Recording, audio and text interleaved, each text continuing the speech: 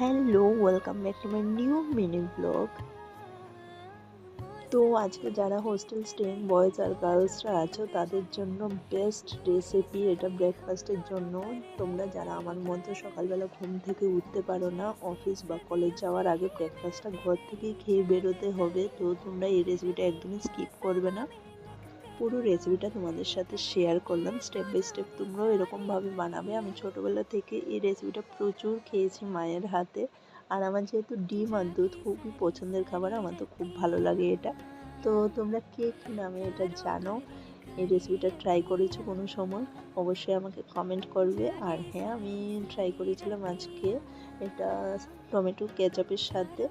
তো এটাকে আমি বেসিক্যালি এমনিতে ডিম রুটি বলে থাকি, সাথে এক গ্লাস গরম হরলিক্সও ছিল। তো তোমরা খেয়ে আমাকে অবশ্যই কমেন্টে জানাবে কেমন হয়েছে। টিল দেন টাটা, খুব ভালো থাকবে আর পজিটিভ থাকবে।